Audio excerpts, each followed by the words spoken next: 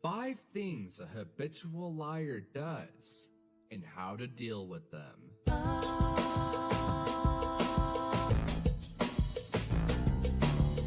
No man has a good enough memory to be a successful liar.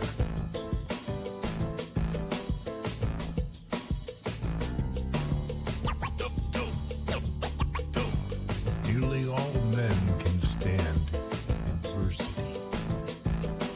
But if you want to test a man's character, give him power. Give me 6 hours to chop down a tree, and I will spend the first 4 sharpening the axe.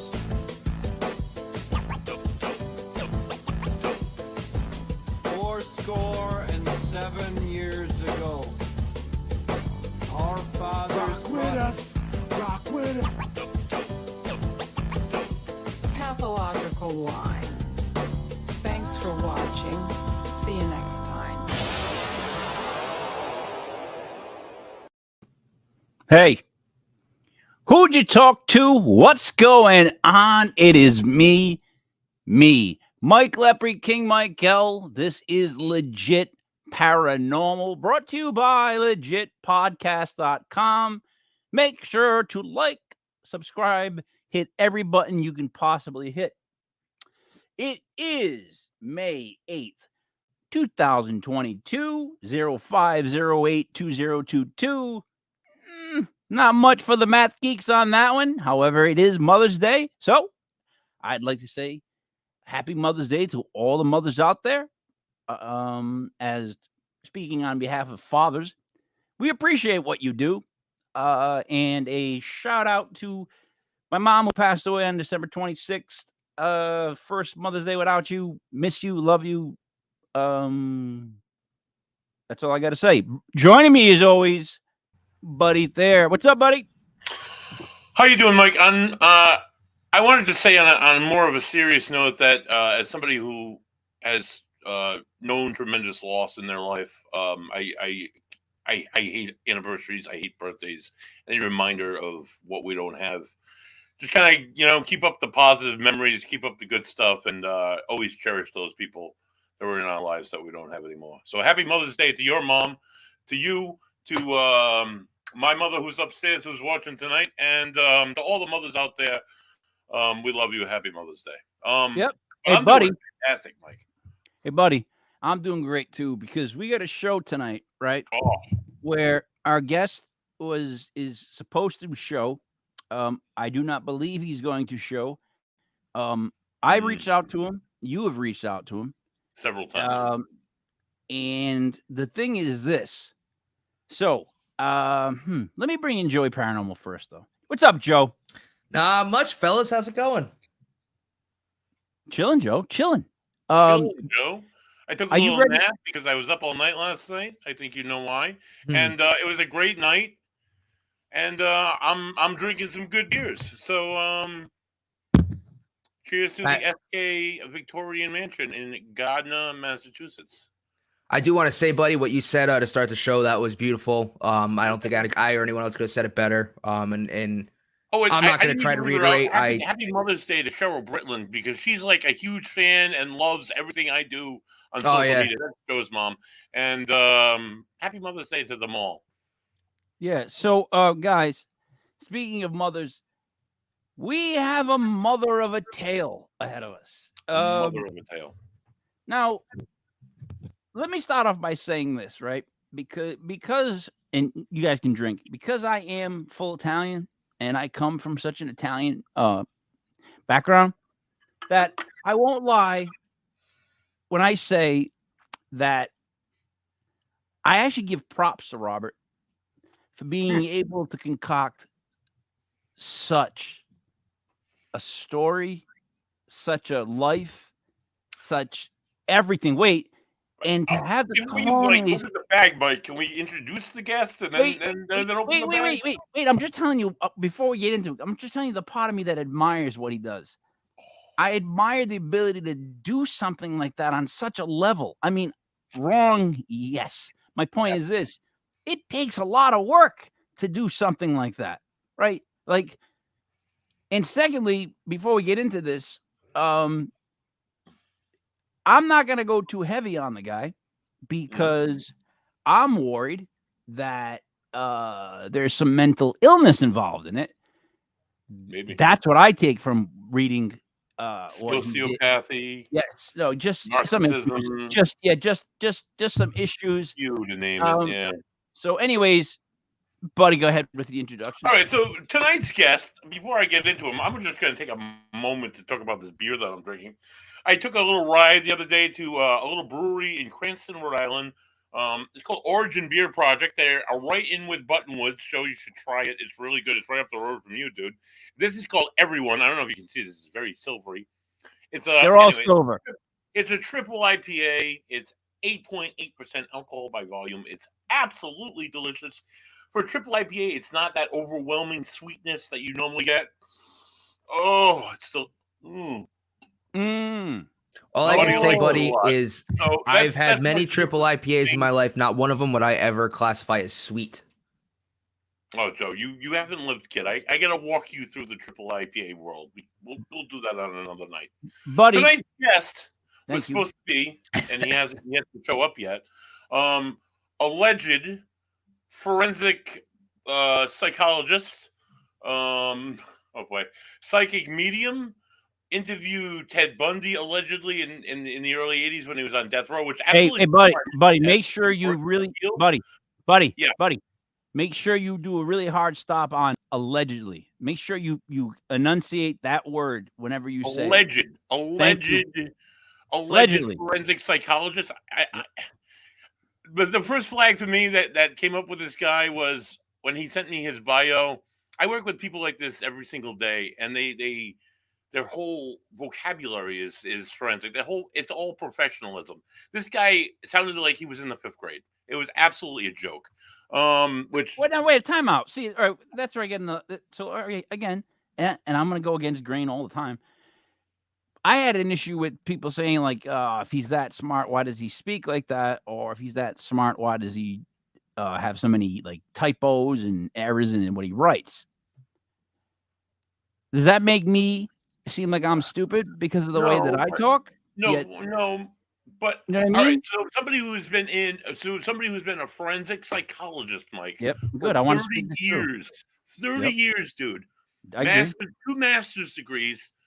Anybody who's worked in the field for 5 years has the vocabulary that he does not have. Not just like that of a 5th grader, but somebody who uses words like just like forensic terms, like, and knows like the field and knows more than it's like medical jail. It's way more than that. Just the definition that he was given was absolutely I get it. elementary, if you would say. I get it, but we got people like Paranormal Brew here who keeps hitting us with he doesn't sound educated at all. No, I don't. In my line of work, in my line of life, I've met people that don't sound educated but are very educated. So I'm just saying that I'm going to keep doing devil's advocate because he's not here to defend himself. So true. I don't know. I gotta whatever. So now, in my research, as I started like some of the things that he like, as I do like prep for a guest every week, some of the things that they tell me that they do, I'll get like, so somebody's the founder of an organization, like he would say the Children of the Paranormal, where he takes children that have psychic abilities and he helps to mold them or whatever. I read that and was a little weirded out by it. Not a thing. Then I started looking into where he like his interviews with Ted Bundy, for example. All right, wait. So let me start you from the beginning. Let's if it's okay with Kenny Biddle, who wrote this incredible article. We're gonna give him a little rub. And we're going to review the article. So hopefully he's okay with that, right? Yeah. He wants to get the word out. I know he's trying to reach our best we can do is help show the article. Kenny, I hope you don't have an issue with that, but this is how we're going to get it going. All right. So let's just start. Kenny's what? Yeah, Kenny's the guy. So listen. Before we get on to everything else, a couple things. That whole thing about at the end of like podcasts, he would say like, call my phone, like, and I'll help teach you and stuff like that. And then apparently there was children that he taught to use their psychic abilities and stuff like that, right? Yeah, right. Allegedly. All right. I got it. Hey, it is Kenny. Hey, Kenny. That's the coolest logo I've ever seen, by the way, Kenny. Paranormal Brew through this one. She's very dark.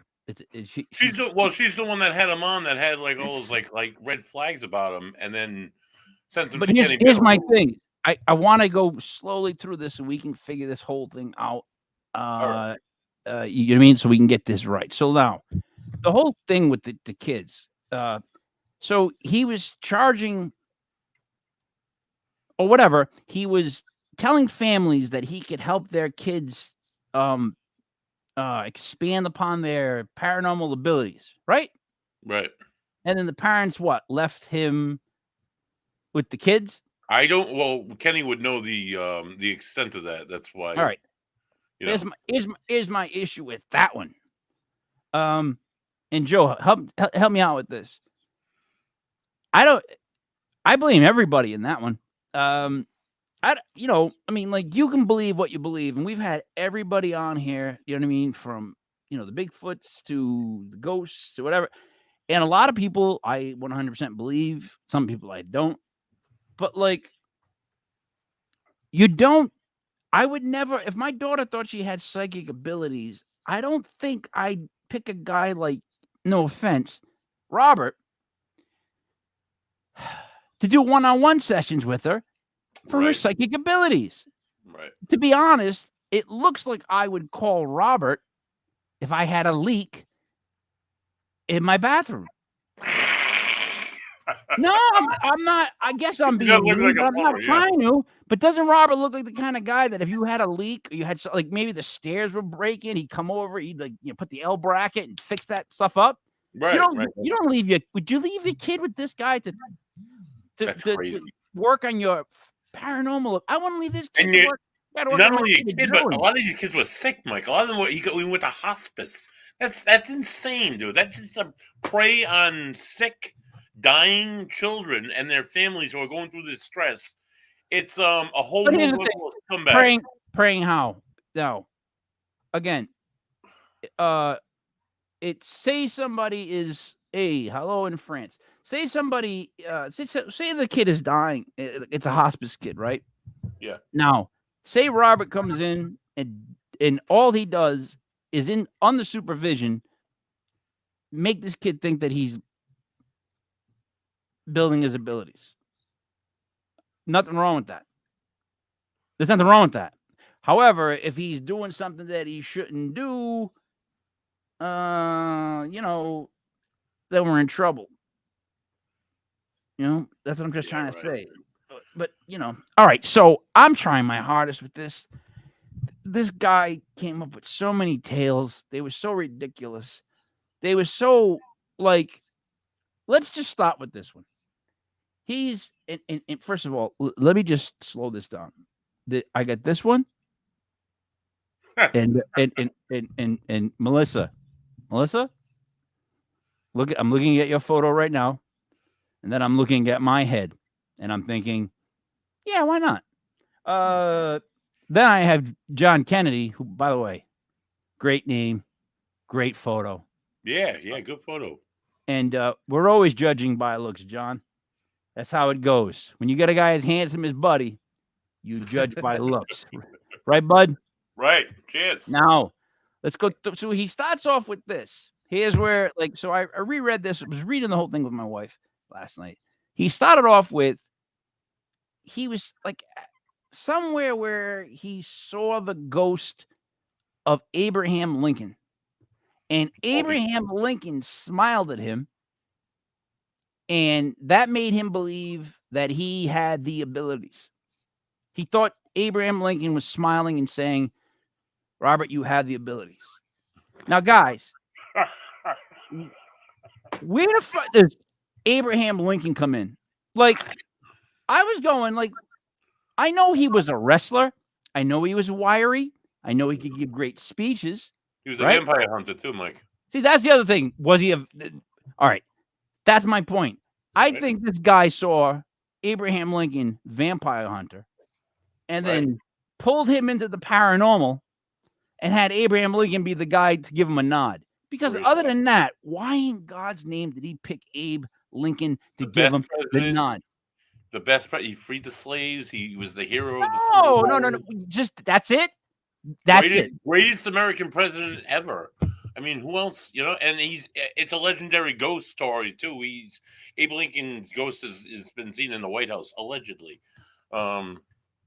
Buddy, picking Abe Lincoln, man. I mean, honestly, it's almost as good as picking Jesus Christ, dude. You're gonna get like, oh, I know Abe Lincoln. He was a good guy. He was a good president. Hey, that's a good guy. I don't know, Mike. He must be special, or he must be like really full of shit. But anyway, let's go on. Again, allegedly. So Kenny did this great thing, and he actually caught him in another podcast saying that it was a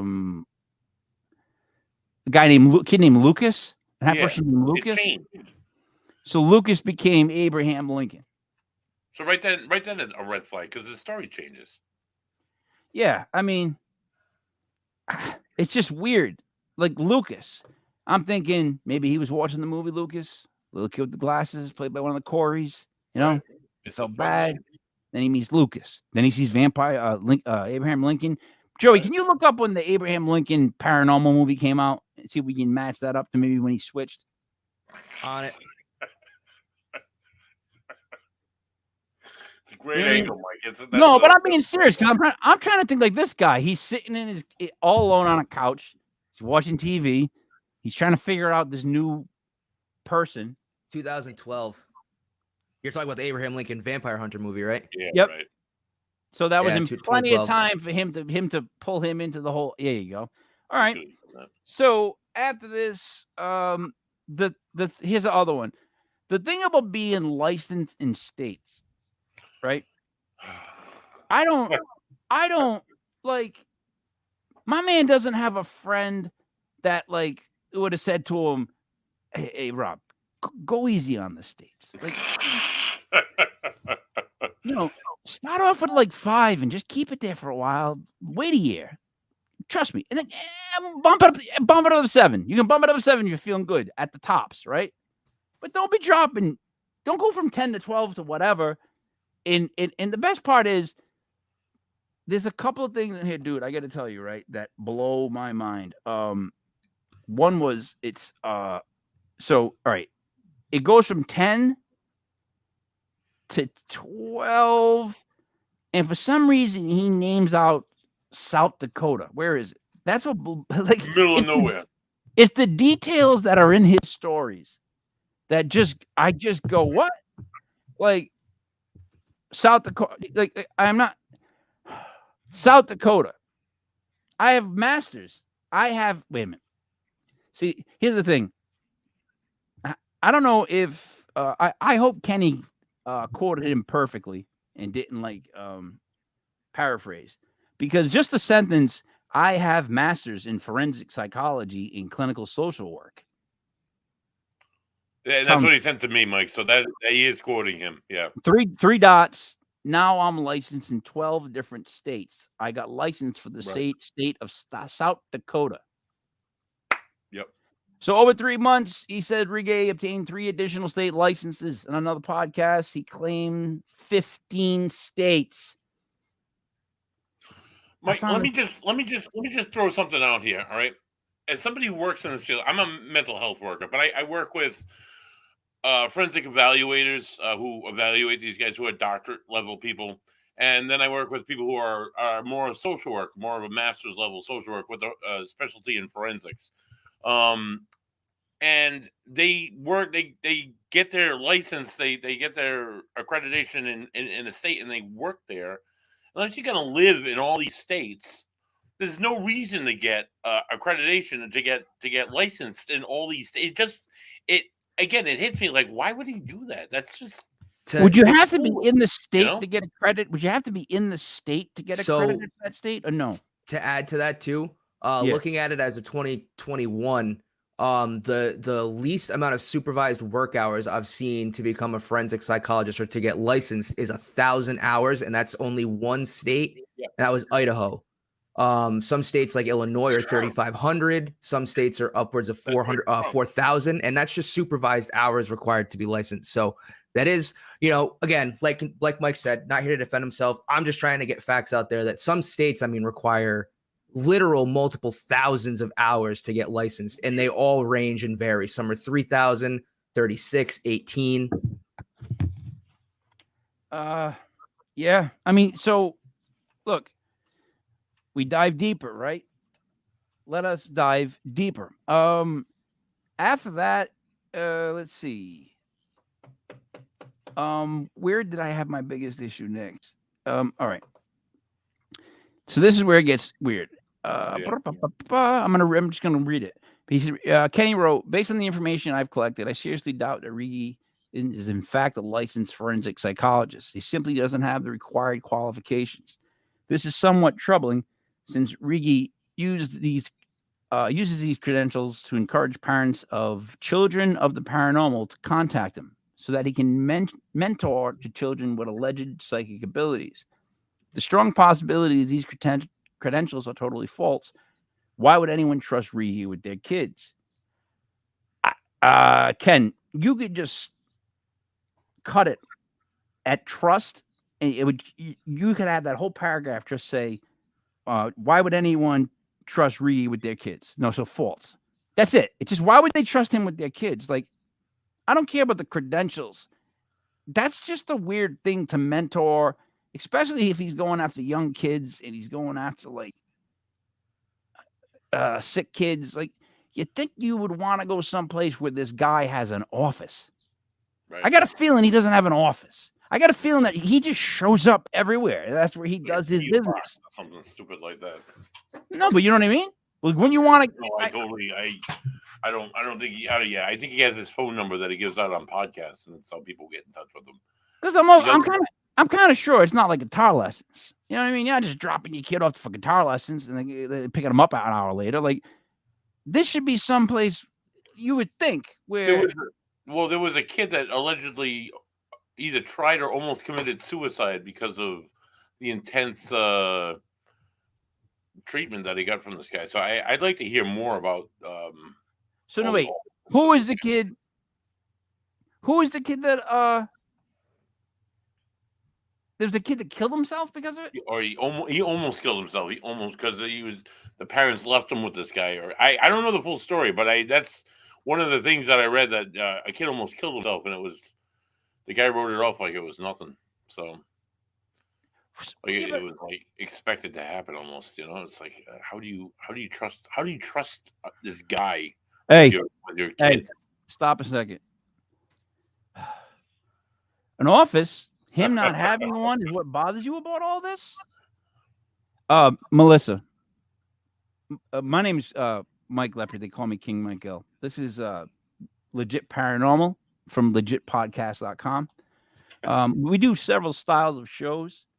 We also do this paranormal show on Sundays, which is has been a very fun show, and we get a very great audience.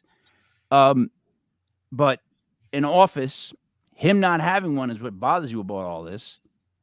Makes me think that you've never heard a joke. Now, Melissa, a joke is usually something said that's either ironic or it's really way stretched out, or it's just something that fills time. It's called jokes. That's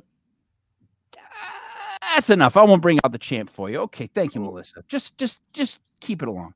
You should post the Kenny Biddle comment. I'm going to, but if another person says you're gonna go by looks, you're gonna go by this, I'm gonna go by whatever I want to go by.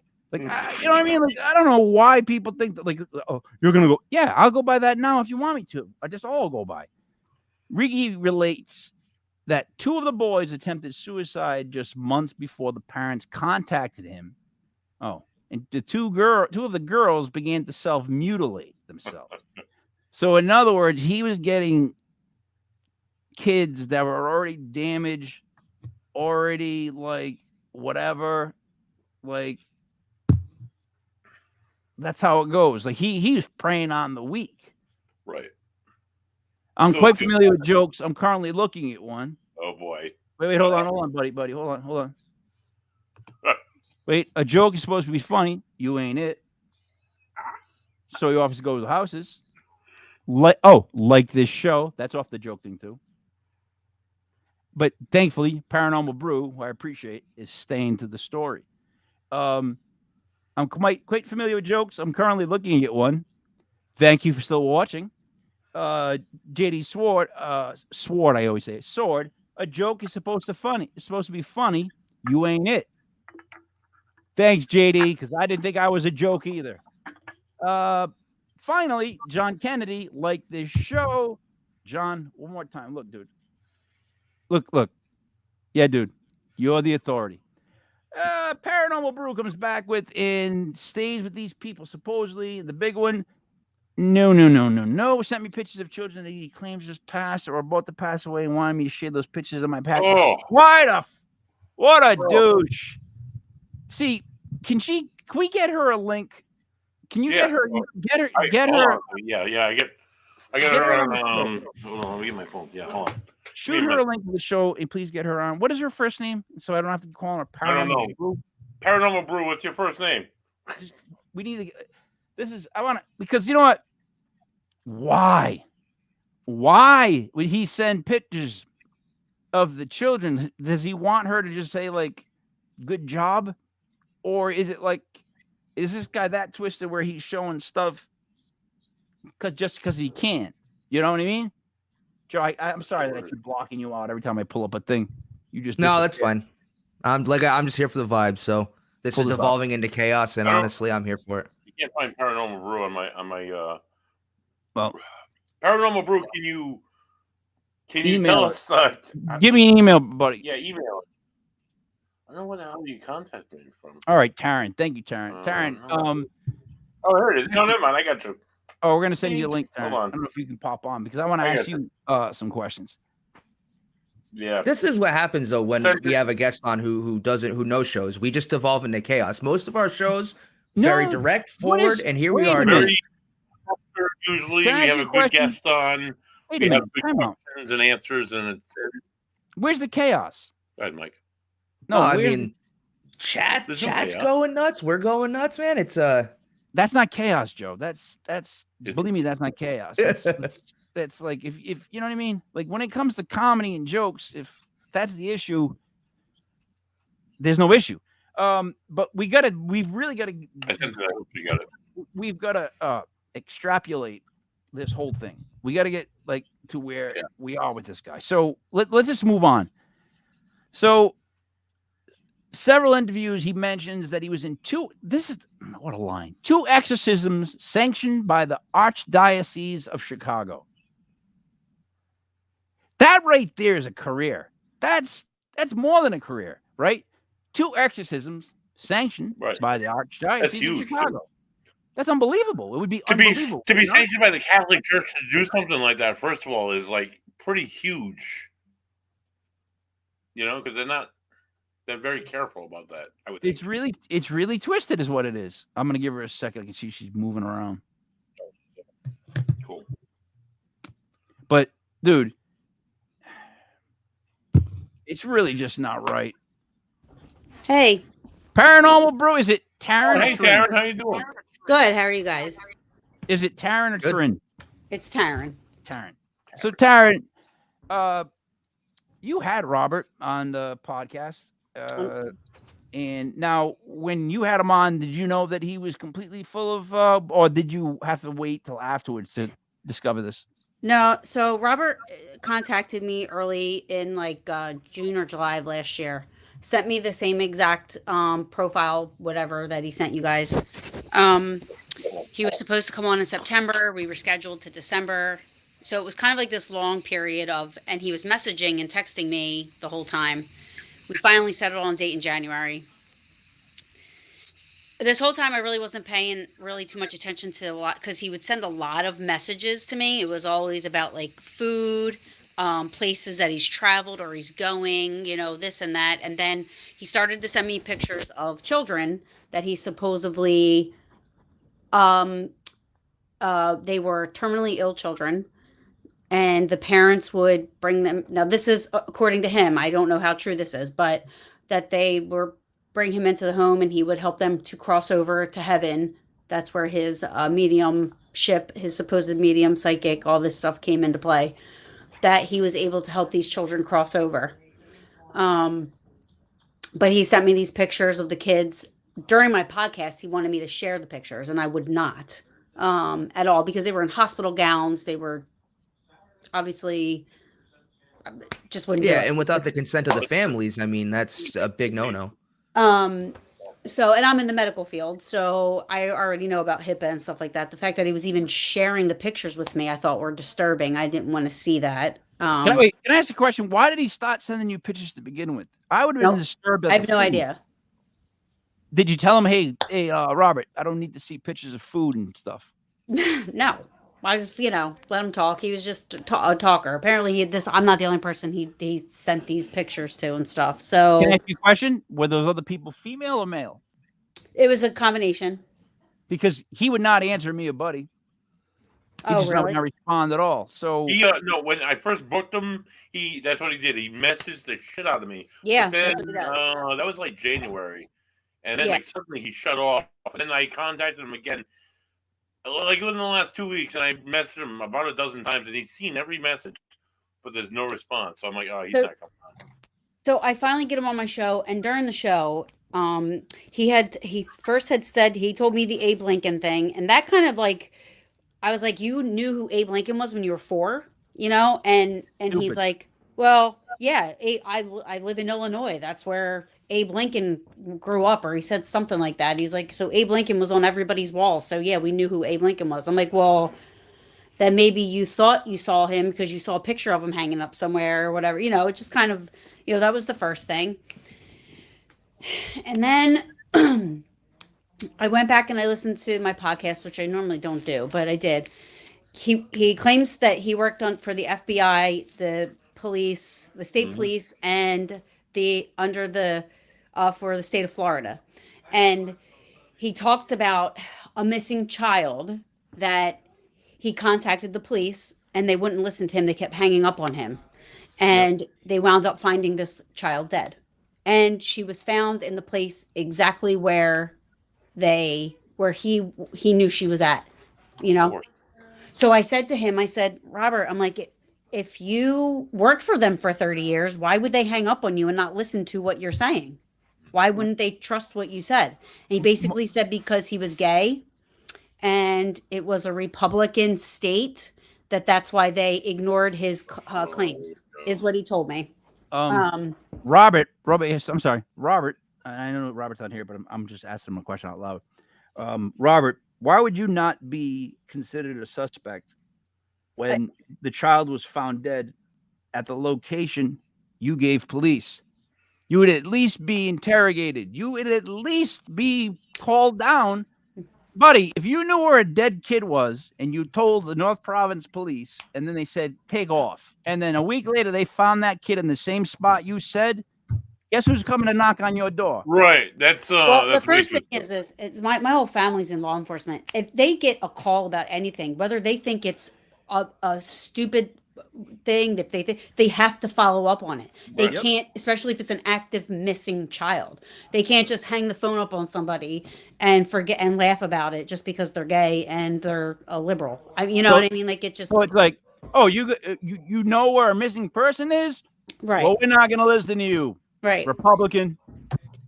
So as my interview went on, I started to just get this really bad gut feeling that this just was not good. Like, and then he just wanted to focus so much on the children. And he kept on putting his phone number out there saying, if anybody needs my help, this is my phone number. The whole world has it. I help children to cross over, and I help children with paranormal psychic abilities, or, children of the paranormal is what he calls them. He mentors them. because, you know, children of the paranormal, it's almost as if he's hoping that there are these vulnerable parents out there that are having issues with their children, whether it be medically or, you know, psychically, whatever the case may be, that are having these issues, and that they're going to call him, which did happen on another podcast. And I made sure that when I was talking to them, that because they reached out to me and said we had somebody watching and said that they wrote down his number and he was going to help them. I said, you need to reach out to that family and make sure that doesn't happen. What's the number? I have it written down. He gives it out everywhere. He gives We it don't out. know it, I'm though? sure Kenny, I don't have it with me. I'm Joey, get to work, Joe. Get to work. sure Kenny has it. It's Let's right in call front the of guy him. up. Let's- I'm not let's get home, him but Sunday night to talk to him. so I hung up when we were done. I contacted Kenny. Kenny's one of my closest friends, and I contacted Kenny because I know he does this for a living. I said, I need help. I said, I think this guy is like really a fraud. I said, I don't care about the psychic medium crap. I don't care about all. I said, what I care about is that I feel like he's using and lying just to get into the homes of these people that are vulnerable and desperate for help with their children, you know, and thinking that he's like, you got to remember, people are reading his credentials, right? His supposed alleged credentials. It just tears down layers of mistrust. Like, you see, he's a forensic psychologist. You think this is an educated person who gone to school. There's one layer of His mistrust social pulled work down. is huge. Yeah. It's- Then he's So- saying that he's working with the FBI, the police, the Yeah. attorney general. There's another layer of mistrust taken down. And then you think they're watching your podcast. Why? Because they like you. They trust your guest. They trust who you're going to have on. They're going to trust what they're saying. There's another layer of trust taken away. So, you know, after we started digging and we found out that he was arrested twice for fraud. He was arrested for fraudulent. It was financial fraud of a disabled adult. He went to jail for, I think, 3 years. Kenny can correct me if that's wrong. But me and Kenny worked on this. I had a couple of other people help him work on this and investigating. And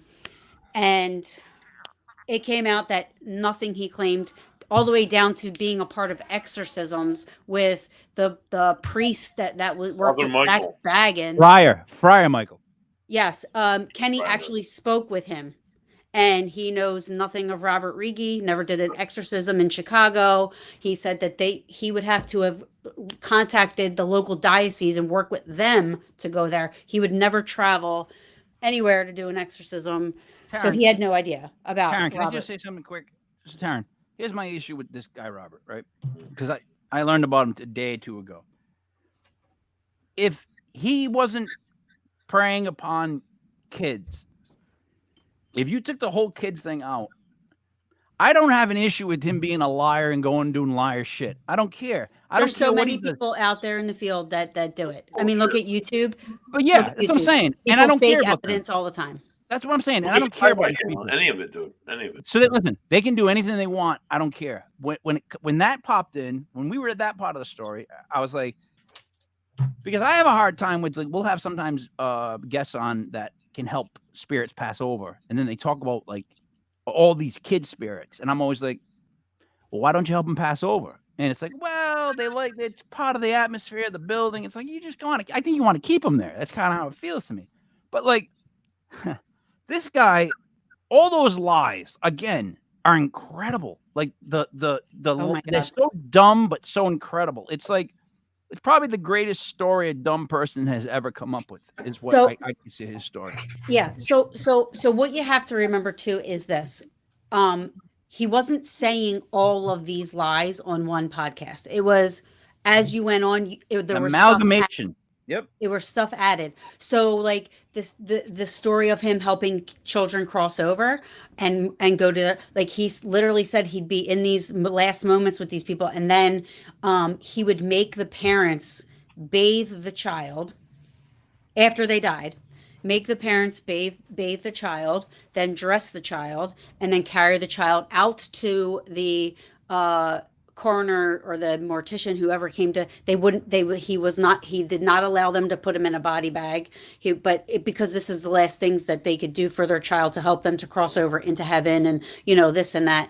And think about also, okay, let's talk about also not just that whole, you're so desperate as a parent, you know what I mean? You want anything to be able to make it as comfortable and as easy and as helpful as possible. He doesn't, and then he says he doesn't he doesn't charge, but he takes donations. So I'm sure while he's in these people's homes, he's making it clear that money should be given at some point and in some shape or form or way, however he wants to word it. He can say he doesn't charge. However, I got in touch with a paranormal group that he was involved with, who kicked him out of the group. And he told me that, and I have that, everything's all documented, recorded, everything. Can we just say this though?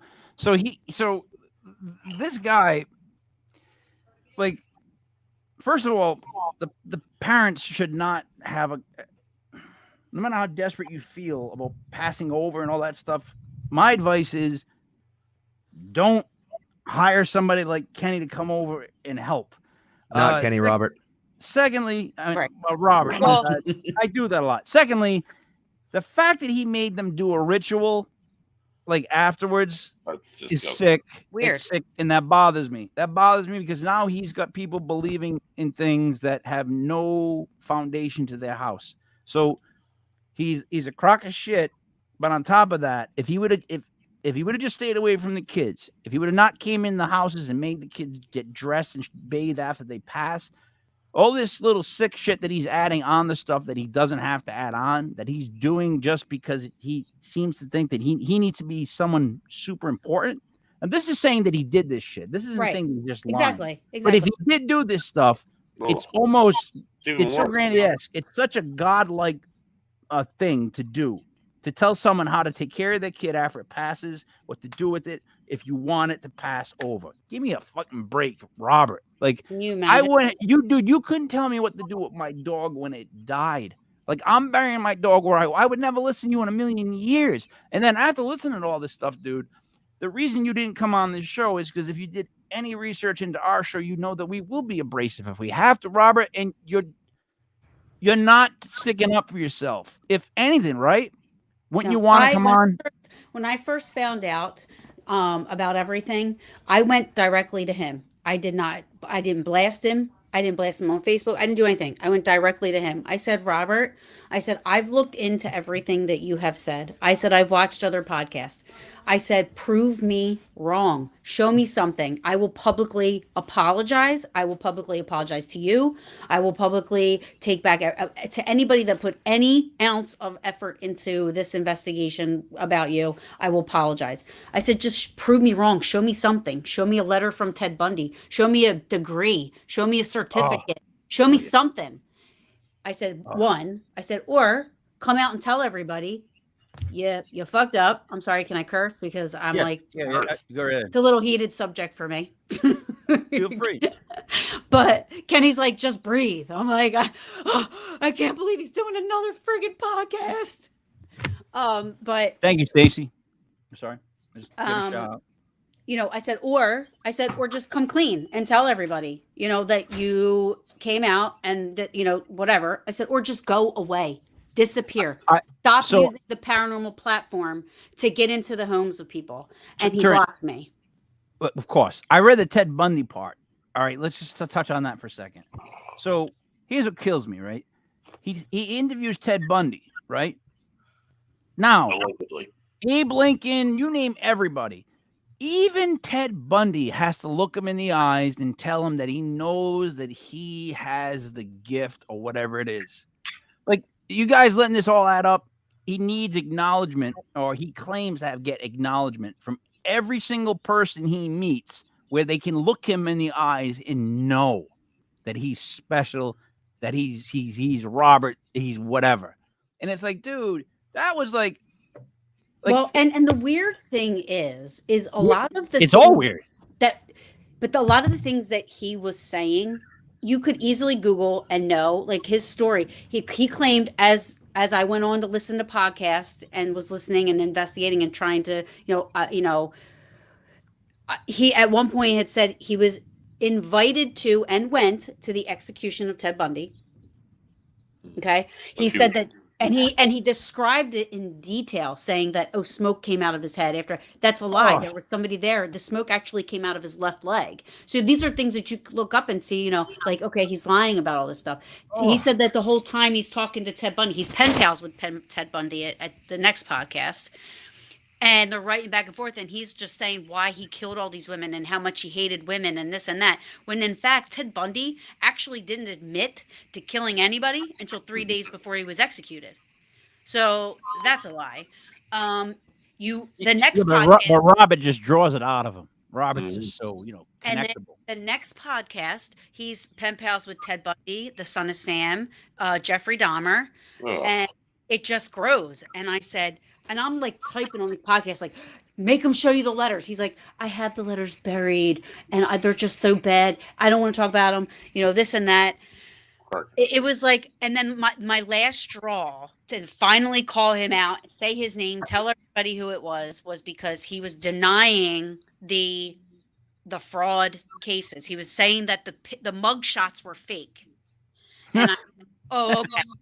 So that's public record. Anybody can look that up on the county, the criminal records. You can look it up and see all of his charges. He was a felony at one point, from Iowa to Illinois. He was a felon. And that's one of the things that he admits in his bio when he first talked. He's like, at the age of 4, I got my paranormal ability. I'll be 67 this November, the week of Thanksgiving. And his arrest records, the guy who's in the arrest records are 11/21. So I mean, it's you can only. None of the dates match up. Me and Kenny's really good with numbers. I'm not. So Kenny, it's actually like what Kenny was doing when he was helping when we were doing this, and he was like listening to the podcast. It's funny because we both would like message each other like, oh my God, here's a podcast I found. And I'm like, it's like, this isn't matching up.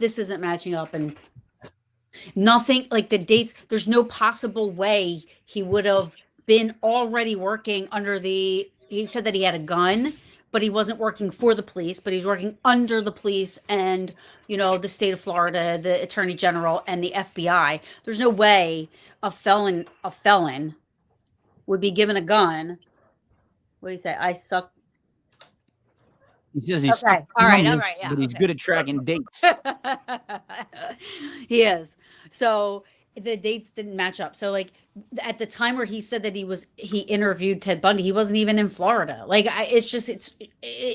and even that, like, he wanted to bring women with him. On one podcast, he said, I wanted to bring women with me because I knew he hated women. So when I went to interview him, I wanted to bring women with me to see what and I'm like, why would he want to put a woman in that position? Like, why would he do that?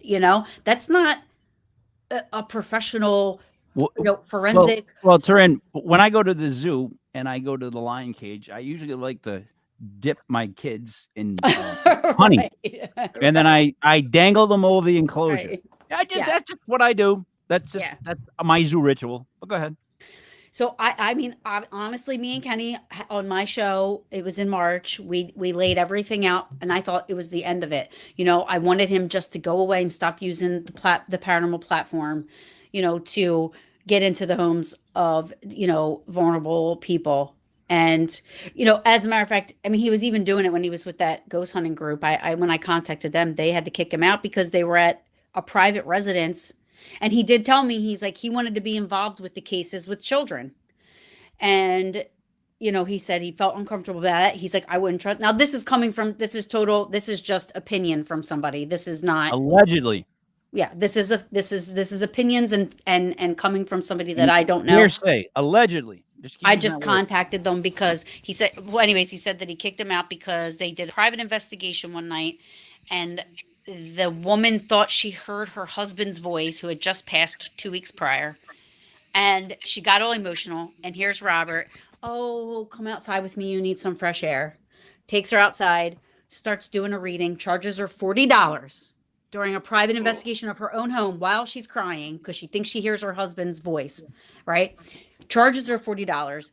The 2 days later, the guy got a call from the woman. She goes, I was really emotional and I didn't even realize it, but you guys are pieces of shit. You guys came in here. I was like, you're a member of your group, charged me $40 for a reading and just basically read the obituary that was sitting on my counter. Like, Ugh. she was like, That's he absolutely totally. disgusting. That's absolutely disgusting. Hmm. Honestly, Taryn, I'm a paranormal investigator other than doing this show. Me And too. I had a client who had a son that was beat to death, and she believes her son was haunting her. She had activity going on, but long story short, I mean, anybody could have gone in there and like I don't know, just explain. Said, hey, yes, we contacted your son and this is what we found, but we had some evidence, but nothing that concretely said that he was there. And we told her, hey, we don't think this is your son. We don't want you to get the wrong idea. We heard some things, but we can't concretely say that anything was paranormal or not. That's it's short of the disgusting long. for people that would do that. You know, it's just I still stay in contact with this woman when we talk. But question. Guys, the three of you are all paranormal investigators. Allegedly. Allegedly. I am not. So one of these things is not like the other. So I guess my issue is I have a problem with the parents. I have a problem with parents and I'm having a problem with people on this. Because help me understand how you get to a point where you're so distraught that you entrust a person like Robert I don't know. I can't. to Thank you. take over your Thank you, whoever put that up. I do that would just be want to me. say though that That would be everyone me. does handle grief differently. So Yes, I don't know. while- I'm not a parent, so I don't have any human children. I have fur babies, but I don't know, and especially not being a part of the paranormal world. You know, if you're just an enthusiast or you're just out there searching for anything or I mean, people go to all kinds of. You know, I mean, I had an aunt and an uncle who went to what you would call quote unquote a witch doctor when my uncle had brain cancer, thinking that, you know, that would help, you know, get him back from stage 4 brain cancer. Or he was going to die in a month, you know? I mean, people do get desperate. I can't speak for as to why. All I can do is speak for myself. I've publicly apologized for allowing somebody like that on my show. I did not investigate him. I learned a valuable lesson because I care about the integrity of my show. I care about the integrity of my peers and my other people that would have him on, which is why I fought so hard against him. Can I make one comment though about his mugshots? Yeah, it's in 2001. Robert was starting to realize he was losing his hair, so he went with that. He went with the side. No, dude, I don't think I know. He went with the side shave, back shave, that mushroom top, right? Yeah, but then in 2002 of February, it's starting to settle in. The island is starting to form on the front of his head. Joe, you know what I'm talking about. This is getting a little too personal, Mike. I don't know if I like this. I'm not bringing it up to you, Joey. September 2002, he finally goes, you know, commando and shaves that thing off. And then now in 2020, for some reason, he added more forehead and lost a lot of chin. But there is Robert. That's the guy we were discussing. Those are his alleged mugshots. I don't know how those could be fake mugshots because I've never been to someplace and just stood next to a gray background like that. Although he's wearing a gray shirt, like he's not very fashionable. Well, this is on the I can't say where he's from. Peoria, I think Peoria, yep. Illinois. Peoria, Peoria. It's on there. If you look up their, I guess you can look up like the public county records, or court records or whatever, and you look under criminal and traffic, and you put his name in. It's there. So you can look it up yourself. Anybody can look it up. I mean, it's all there. So. So without him on your show, you wouldn't be in the I do want to comment on that when you just put up. So, good. I mean, you're right. He wouldn't be in the spotlight if he wasn't, if we weren't talking about him on the show. But no. They mean before. They mean it's a good thing that she had him on. Okay. Doing this. Roger. To root him out. I still feel, after looking into it, he started doing podcasts, and I say the U.S. because he previously it was mostly UK. in about, I think he did one in 2015, maybe two. And then he really started to come around in 2018. And then it wasn't until like 2020, like beginning of 2020, I guess, when everybody really started doing podcasts, when COVID started, you know, he started to bust up on the scene. And it was August of 2018 is when he really was just starting to reach out to everybody and hitting everybody up and coming onto their shows. I've had my podcast for 5 years. It's the first time that I've ever been duped like that, ever. People that have come on my show have always been referred to me by other people. You know, this was the first time somebody actually contacted me to come on my show. But why are you taking it so personal? You did. It wasn't your fault.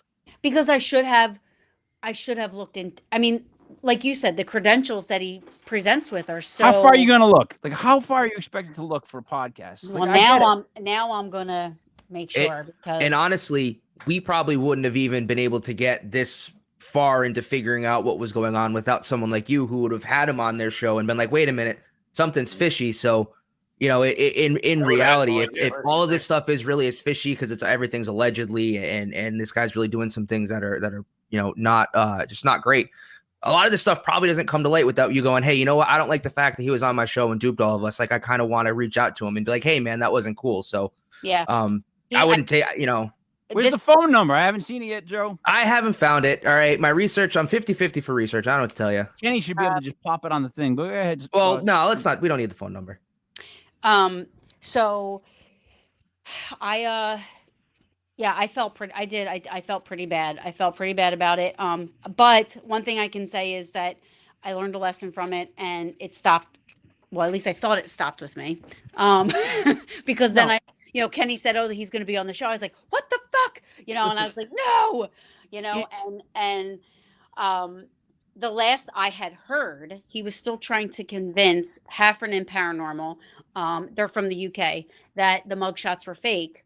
And that when he said to him, okay, fine, at least show me one of the Ted Bundy letters, show me a medical degree. And then Robert had come back to him saying that I have an attorney, I can't talk about it. That was the last, which there's no he does not have an attorney. He doesn't have an attorney. He's giving himself an out to have to show anybody anything or prove anything. Taryn, if you analyze his earliest text messages to you, did he give any inclination of like where he lives, how he lives, what he does daily? The only thing that he always talked about, he sounded almost like a missionary, if you will. Traveled around. He told me he opened up.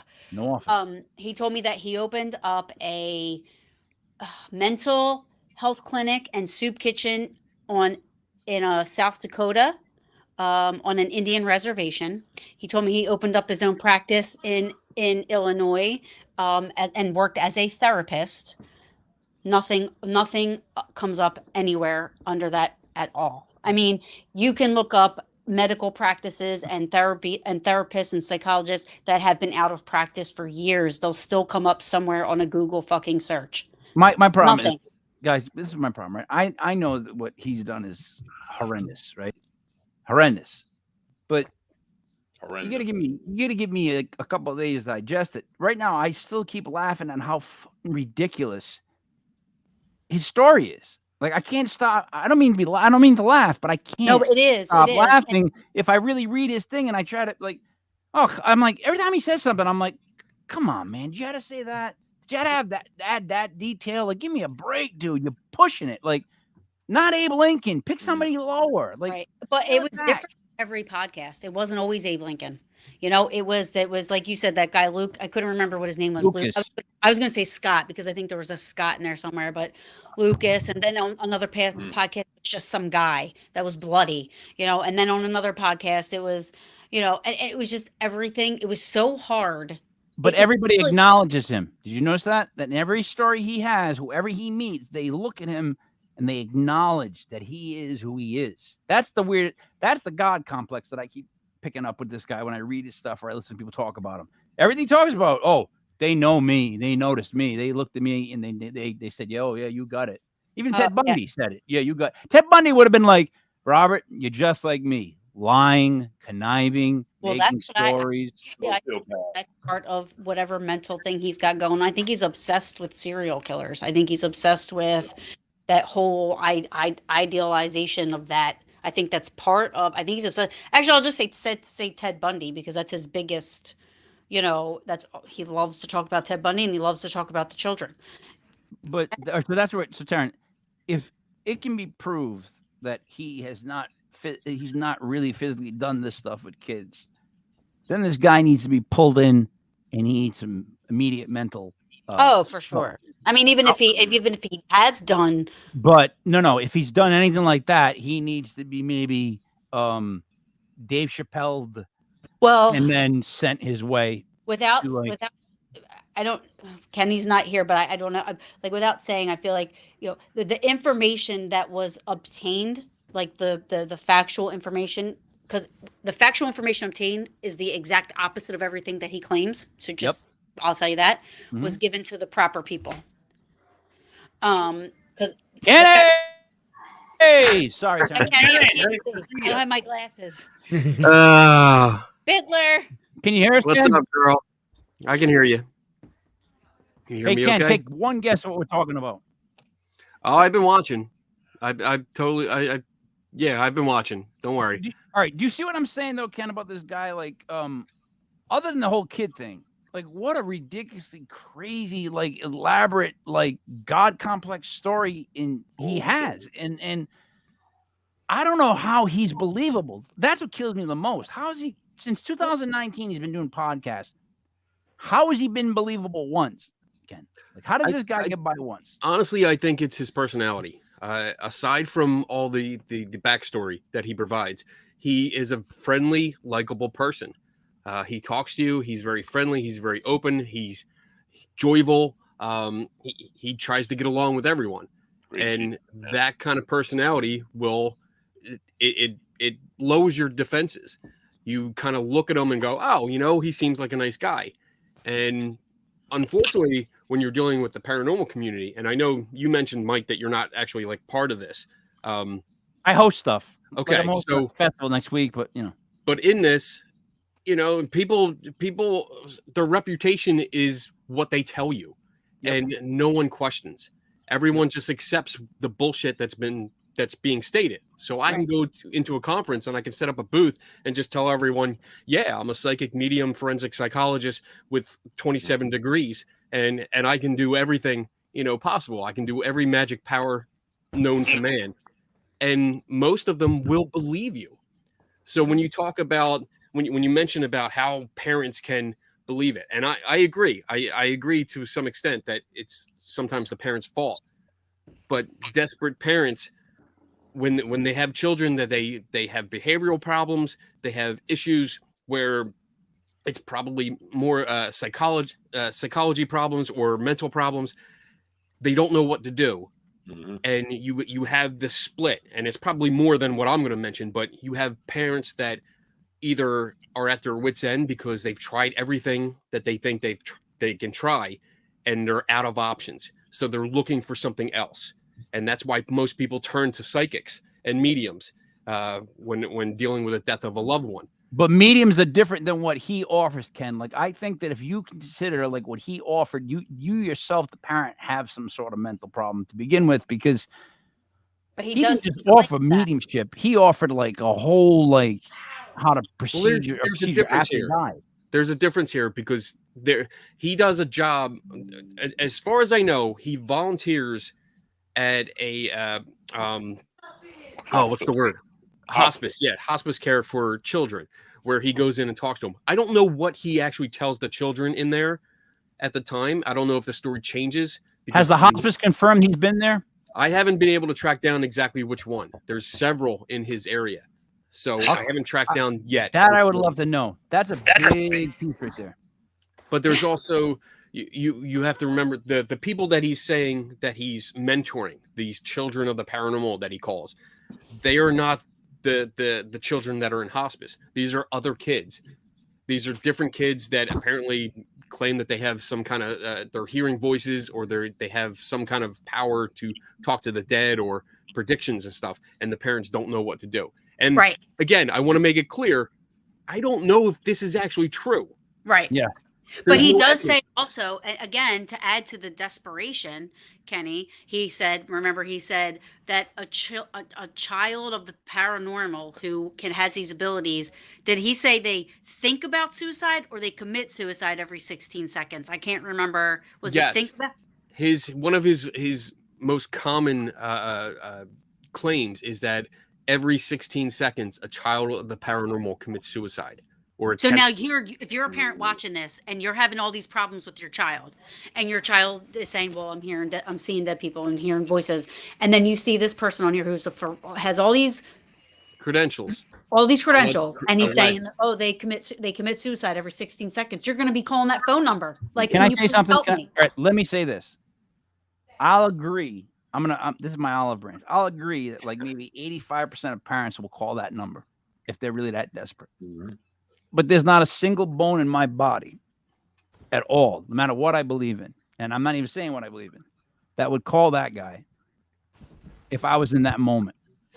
No, I just wouldn't. Oh, me too. You're going to have different levels because, I mean, someone like me, I mean, it's second nature. It's natural for me to background check the shit out of people. Right. You know? And that's just what I do. Everyone that I talk to, even when I get friend requests, when Buddy sent me a friend request, I didn't accept it until I did a background check on him because I wanted to know who the hell he was. I don't know this guy. You know, horrible guy. It's a horrible guy to know. Sorry, but that's what I do. Not everyone does that. Some people, and sadly, as we can see with like the media in recent times, too many people look at social media and just take things at face value. Mm-hmm. They will hear if you had him on this podcast, and the first thing he would say would be, "Oh yes, I'm a psychic medium, but I'm also a forensic psychologist and a clinical social work, and I graduated from the University of Florida in 1980, and I have 2 master's degrees, and I do this and do that." You know, that sounds important. That sounds like an authority.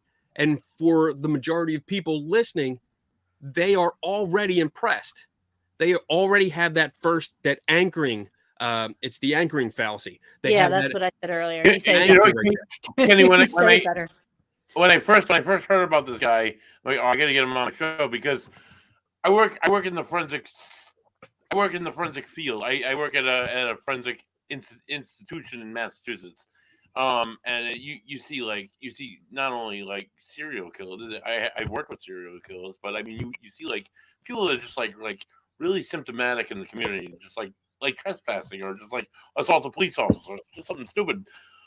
It just fascinated me that this guy had been doing that for 30 years, and he was a medium, and I'm a paranormal investigator, so I work with mediums. So I want to like, oh my God, this guy both and Ted Bundy, and that it's like everything like jumped out at me.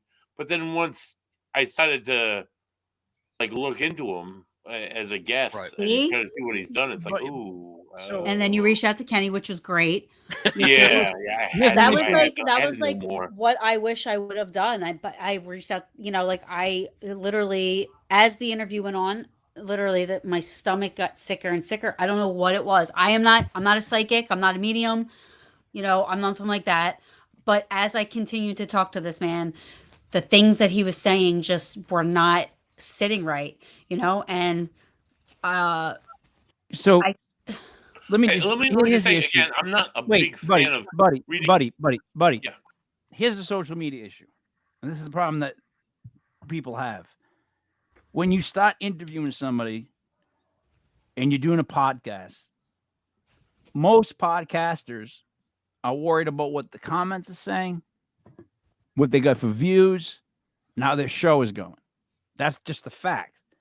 The issue that we had is why I wanted to get him on so bad is I don't want to say I don't care about the comments, but I don't let them sway me from doing anything in the show. Like if people make comments about jokes, I'm just going to do more. If they make fun of Buddy's hair, which he doesn't have any, I'll tell him how Buddy has great locks. Like in other words, I make sure that I don't let the right side of the screen sway me from interviews. That's why I wanted to have him on, because I wanted to tell him, here's your chance to give your side of it. I just wanted him to open his mouth so that we could start the conversation and I can figure out where I can catch him where I cannot. Like I was so ready, and Buddy knows this. I was so prepped in my attempt. I was so ready for him, and I just wish he would have came on. I hope he's to speak watching. for himself. Me too. I hope he's that's watching. that's the thing. I mean, I've tried to reach out to him. I called him. I called the phone number, and I did send it to Buddy. I called the phone number 3 times, and I have it marked down because that's how anal I am. I write down everything. February 12th. Kenny, I really like you. I think you're a great guy. Please don't go after me or Joey. Thank you. Just Joe, don't ever piss me off. Yeah. I'm not. If I do, it's still Joey's fault. But I mean, yeah, I did call him 3 times. I left messages each time with my phone number, who I am, why I'm calling. I didn't hide anything. It wasn't like I'm trying to say, hey, I'm with a major newspaper and I really want to do a story. No, I said, look, people have issues with some of your claims and I want to clarify them. You need to call me back. And he never did. He didn't call me back. He didn't respond to me. He didn't do anything. I tried to. And that says a lot. I mean, tonight, the fact that he didn't show up tells you what's going on. And I'm pretty sure I know the reason why he didn't show up. And I take the blame on that. It's my fault. I texted you. I go, remove yourself from it. I tried to tell everybody to shut up. I did. I was like, shut up to everybody. I said, buddy, just make sure everyone shuts up. But he's like a deer. You don't want to spook the deer. Right. Get him on the show. But I think we spooked the deer, guys. All I did was click going. And I was just going to watch the show, really. And then make comments. But, you know, and then I changed it. Mike said I was dark earlier. If he was on, my mouth would have been going. I would have been going off. Well, you did start dark. You did start dark. Oh, because I have zero respect for him. He shouldn't even be. I can't believe that he's still trying to go on podcasts and still trying to say all the bullshit that he's saying. But I mean, when you get the bio of someone, and I'm sure I can imagine the bio that you guys got. It's the same one that I got, Kenny. Because I've seen it. I've seen what he's written. But I mean, I do 2 shows. I host my own show and I do a co-host show on with 2 other guys. But anytime we have a guest, anytime, it's at least a week prior that I'm looking into them. Mm-hmm. And I mean, maybe that's me. I don't know, but I look into them to make sure that what they sent me in their bio is legit. First of all, because I want to make, I do a skeptical science-based show. So I'm not going to have someone on that claims to be a forensic psychologist when in fact they are not, which again, I don't know 100%, but all the information points that way. But I'm not going to have someone like that on my show because then I'd be promoting bullshit. I'd be faking it. I'd be just as bad as the guest.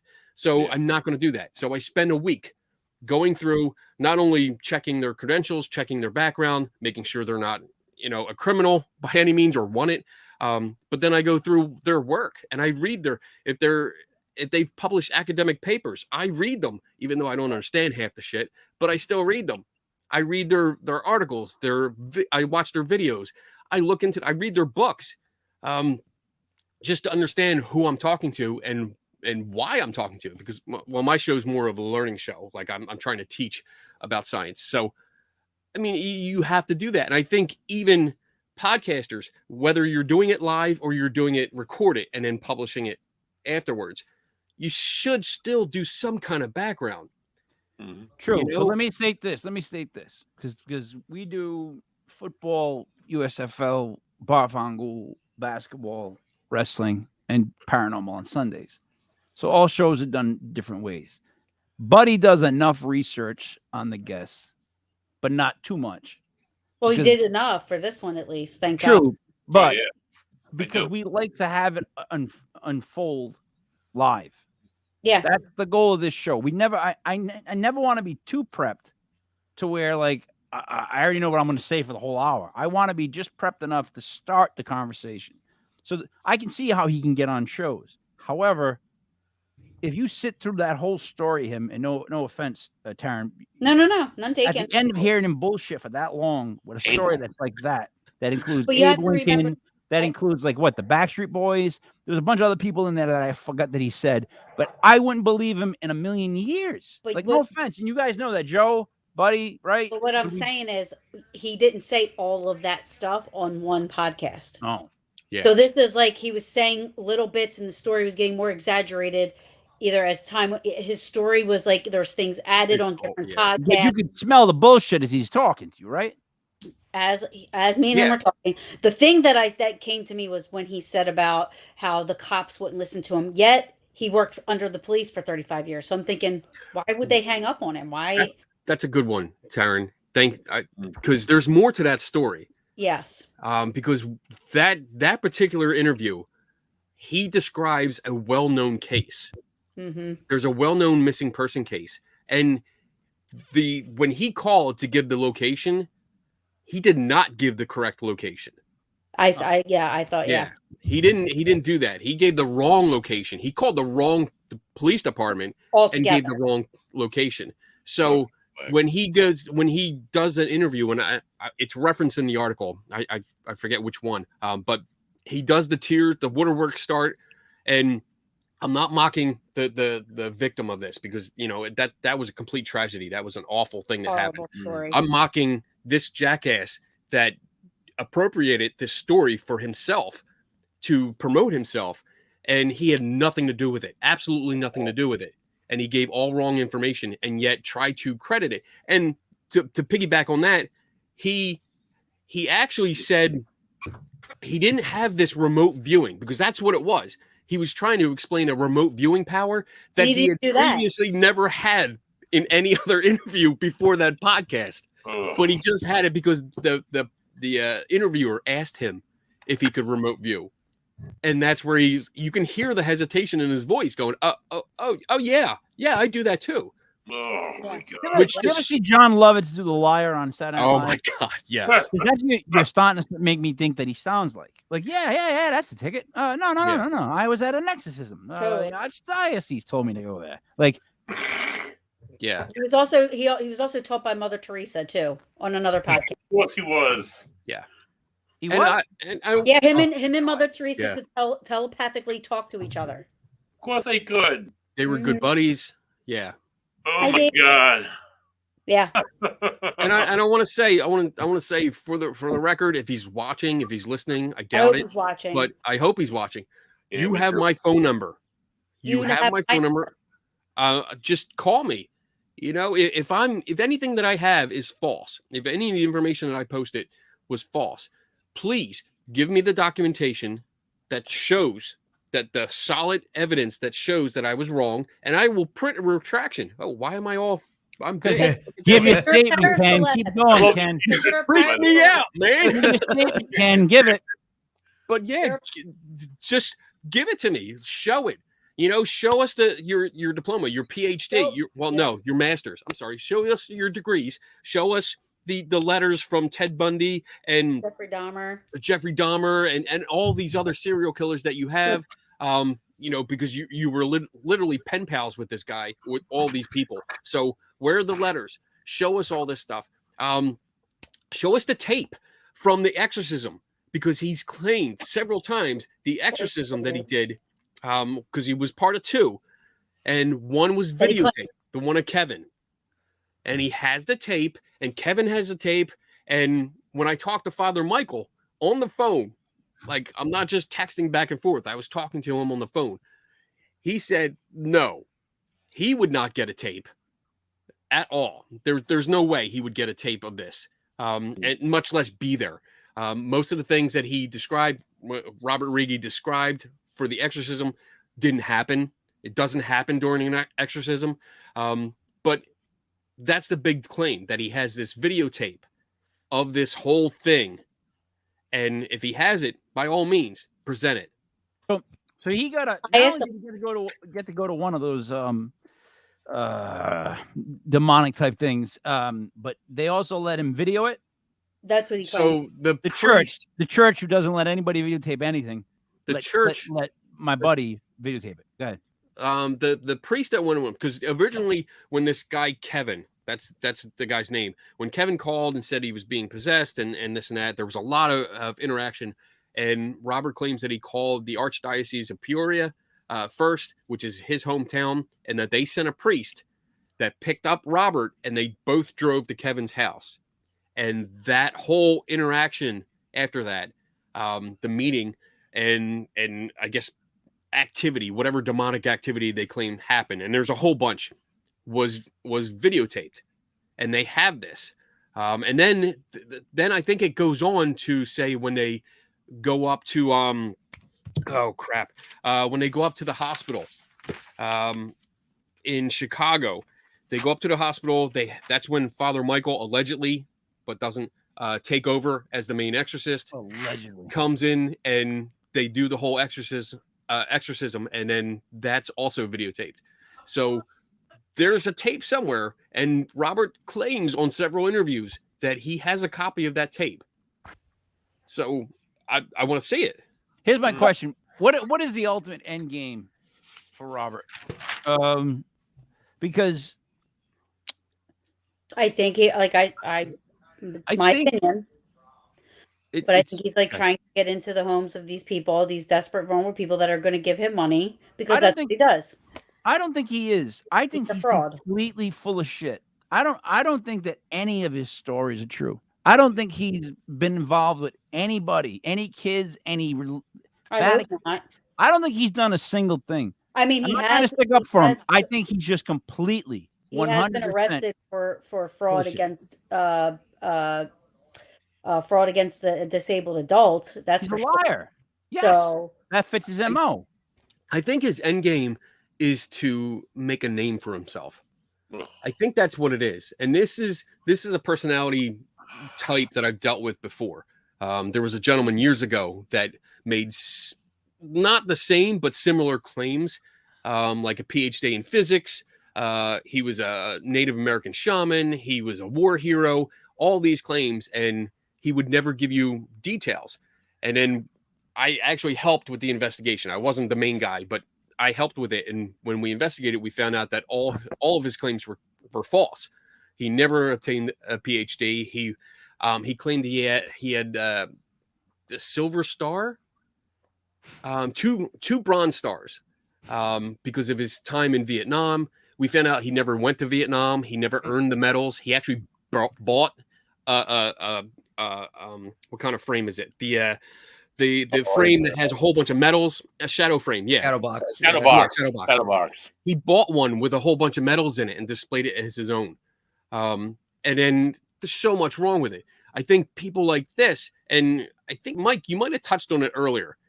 There is a possibility of mental illness here. But I don't know. I'm not the professional. I don't know. But Ken, that's what keeps me from going all in on this guy. If you want my honest opinion, like the way I handle things is very abrupt, and like I'm very like if I 100% believe this guy was like doing stuff to kids, and I'd probably be at his house. But my issue is, I know where that's at. I feel like it's bullshit. We're dealing with a real person that just has a horrible existence that exists in all lies, and just, man, he makes up every lie he does. It's like when you make a player in any kind of video game, you don't make him at 100, because what fun is that? But that's how he makes up everything he does. Everything he does is to a freaking 100. He is balls to the wall on everything. Yeah. And it's ridiculous. I do know that there was one family that saw him on a podcast and reached out and said they were going to call him. And the podcast people said they know that he had contacted the family. And when I reached back out to make sure that he did not get in touch with his family or for them to check on the family, I didn't hear back. So I don't know if they looked into it or not. I just, to say someone, to say someone does all these lies and all this other bullshit is definitely one thing. And to make sure that people that are in the paranormal world know of him and make sure that they don't book him and believe him is a huge fact. And I agree with that. But we have to take the whole kid thing portion out, because that's far more important than anything else we're talking about. And that's the only thing that I'm like, all right, maybe we need to go grab this guy. Like, I have an issue with that. So I would need to know that he was alone, like even if we were finding out that he was alone with these kids, I would press this. I would I wish I could find one parent or one. Because if they don't say nothing though, all we got him on is bullshit. Does anyone understand what I'm saying? Like all we can say is that he's bullshit. He's not who he is. So if we say he's bullshit, why would we believe other stuff? Why do we believe that he was actually doing those other things? We're calling him bullshit. So the guy either a liar or he's not. You know what I mean? Or he's something in between. But if we can't prove the kid thing. But that's why I'm saying bullshit artist that doesn't deserve to be on anybody's podcast. Yeah, and that's why there's something that about the kid thing, and that is what I think his end game is to be able to get into the homes. He's using the paranormal platform for desperate people or people that watch our shows that might come up with something that they don't, like Kenny said, they're at their wits' end. They don't know how to deal with, and they come to us. Who they watch, no matter how big or small your podcast is, there's people that watch it, and trust you and trust us and they see him on there and he's just looking to get money. He says he doesn't charge, but he takes donations. So I'm sure in these people's houses for a week or two, Let me extend that one step further, guys, really quick. So if he's telling a bunch of bullshit stories, making money, going places, allegedly. Thank you, Joey. Making money off people for different things. That's still on this part of the book that I'm writing notes. On the right side has to do with children. It's completely different. Two totally different things we're talking about here. So to me, I would want to know more information from the parents. I would want to know verification of what he did, because what he's got to understand right now is the way the story is turning on him is turning in a way where he needs to come forward and either say, look, I'm full of shit. I didn't do any of that. That's how it goes. I'm sorry. Or, I did do that. Here's someone you can talk to, something. Because dude, the thing is, Robert, you're not looking good, dude.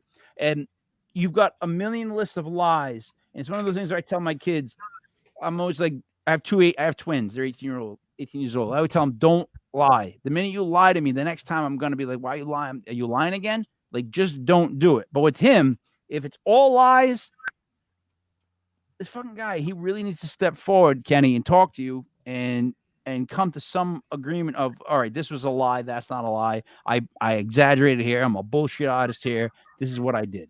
But he does, because part of what's going on is there's kids mentioned. So I don't give a shit if he's a liar or he's not. He needs to have a conversation with Ken and say, look, this is what I did do. This is what I didn't do. And clear his name in that sense. He's never even he's never even talked to Kenny. Like, he was messaging me for like 6 months before he came on my podcast. But with pressure, if we apply any kind of pressure, right? There's two things that pressure does. It either makes a pipe burst or it causes a diamond. So with this guy, we need to pressure this month till he tells us he's not good. But it's not looking good for him right now. So he's got no life. He can't even come out on social media. So he's got to speak up. Kenny, I think you got him. I think you did such a great article. First off, it was amazing. It was absolutely phenomenal, my friend. It was ridiculous. And the thing is, I think it doesn't end. I think the end game doesn't stop until there's some sort of closure in the sense of, all right, Robert's not doing this shit no more, or Robert at least admitted this was a lie. Because if not, as of now, Robert, like anything that you did that involved helping children or even like seniors that were like anything to do with hospice, my friend, is suspect, and not suspect in a way that's just not like, oh, we don't like you, but more in a legal way. Yeah. Buddy? I want to add to this a little bit if I can. When you, I don't know if I really touched on it in the article, but when you listen to a lot of his interviews, yes, he talks a lot about mentoring kids and trying to encourage parents to reach out to him. But aside from that, when he talks about, especially Ted Bundy, when he talks about his alleged interview that didn't happen with Ted Bundy, he really stresses and pauses on a lot of sexual content. It's very creepy, and you can really only get the sense of this when you listen to the interviews. He tries to say, I'm not going to go into detail because it's, it's gross or disgusting or it's, it's very graphic, but then he goes into it anyway. Yeah. And he does these dramatic pauses as if he's waiting for the host to go, oh my God. Oh my God. Right. It's very creepy. And I noticed it the first 2 or 3 times, but the more I listen to consecutive interviews, the more I realize like he's trying to capitalize off this. And there's a very eerie and creepy ass component to where he's describing these unfortunately the sexual assaults that happen. Right. And he lingers on it. And that's really, really what bothered me so much because he's got this almost fetish, I would say. I mean, that's just my opinion. That's not a Allegedly or anything. Allegedly. I see it, in my opinion, as a fetish.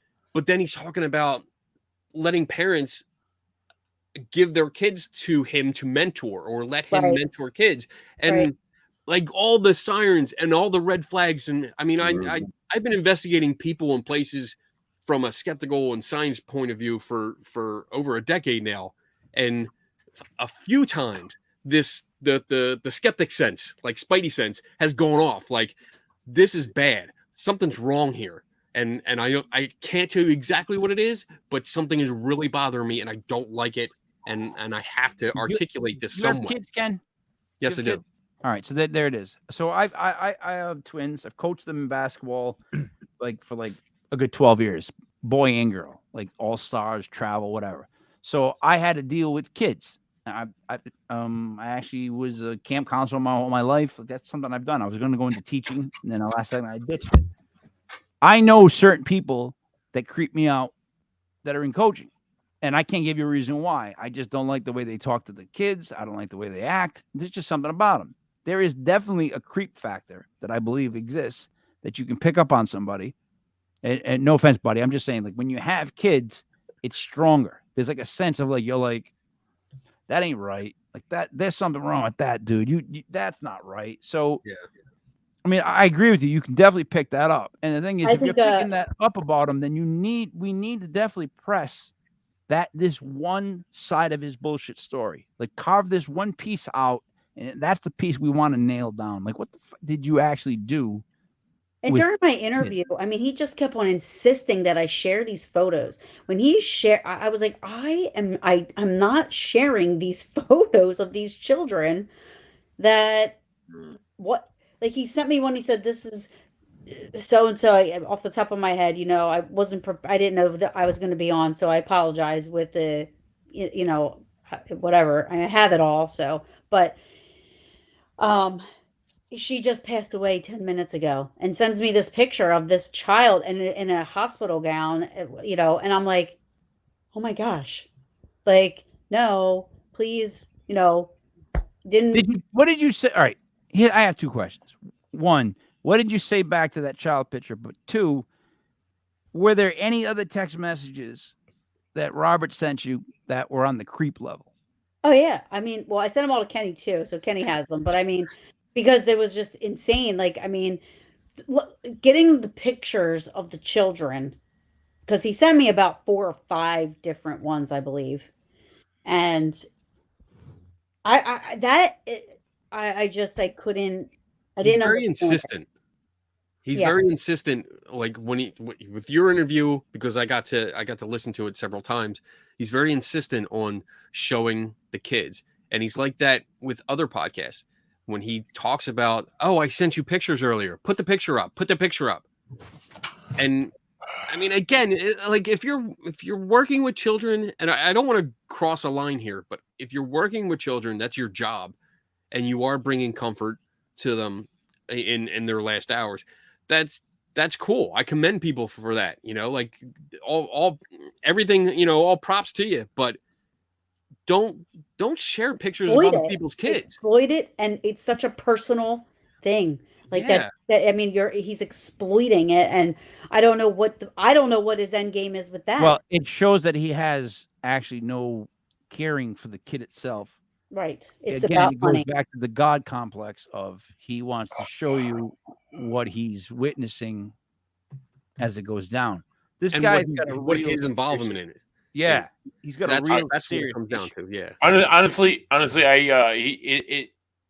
if you think about like the things that bother people the most, you think about like honestly, I spent a career working with like children and awful parents, and like some of the things that people do to their children are absolutely deplorable. But to like feed off of that, to feed off of like the exploitation of children or the exploitation of veterans, the exploitation of the handicapped, and just like use that for your own personal gain. That's just. I mean, It makes also me sick. It makes me sick as an adult. You don't have to be a parent for it to bother you. It's absolutely disturbing. Right. Human Absolutely. being. I'm not a parent, and I picked up on like But he's I taking got that. he's taking the most like children, the most like The weakest people available, weakest buddy. ever, and he's like exploiting that, and it's just oh my god, it's absolutely it's horrible. It's heartbreaking. Look, it's disgusting. Look, in the words of Norm Macdonald, the guy's a real jerk.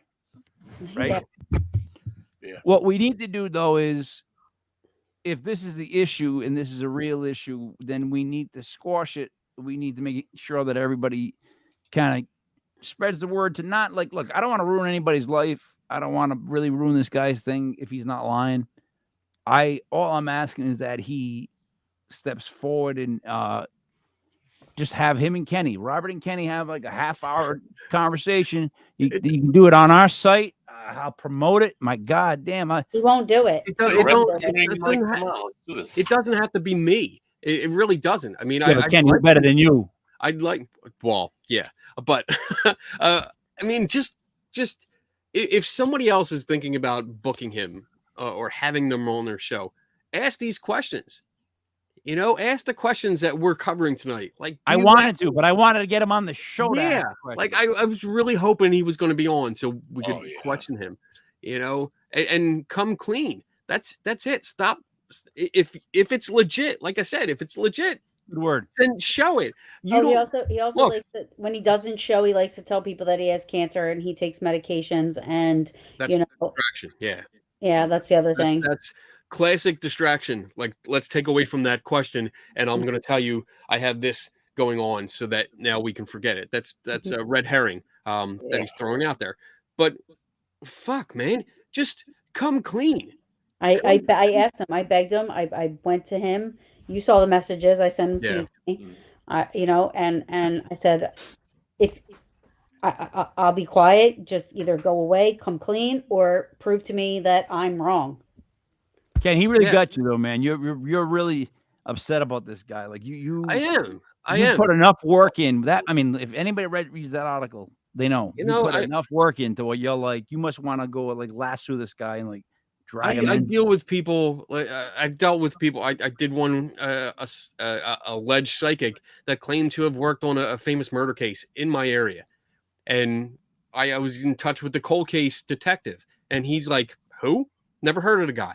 I hate that. I was in touch with another. I investigated a missing person case in New Jersey. Sorry, I'm from Philly. We call it Jersey. Nothing new about it. But a missing person case, an active missing person case, where psychics were giving all this information and confidently saying where the body was. And I took part in the search for the body. I was looking for this woman and out in the fields with a whole bunch of other people. And these psychics were wrong. And one was a celebrity psychic that had met her the night before she died. Not died, but was killed, murdered. Met her, and this psychic claimed that she could predict the future. Yet she had no idea this woman in her audience was going to be murdered that night. So yeah, when you say this looks like it pisses me off, fuck yeah, it does. Yeah. I get really pissed off at bullshit like this, especially when to me, it looks like he's a predator. Yeah. But again, if you have the documentation to back it up, show me. Or even just speak your piece. Like at the very least, just at least look, if anybody ever said anything about me, either way, I would respond. True or Right. false. Exactly. It's just You because don't- that's just how I handle my shit. I commented earlier. I don't shy away from critique. If you're going to review my article, by all means, go ahead. If I did something wrong, let me know. Right.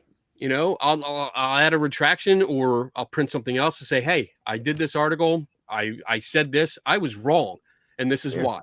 And I that's have why no problem.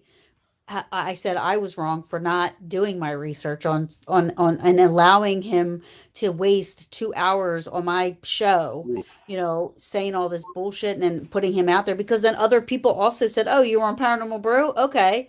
Yeah, I'll have you on, because then they think, it's coming from somebody that I'm friends with, or you I gave know. them the or I rub. hear. Yeah, you passed them on. Right. And it sucks. Hey Ken, are you born in Philly? Yes, sir. Born and raised. Are you a football fan? I am not. Or you're not? I'm not a sports fan at all. That's my wife.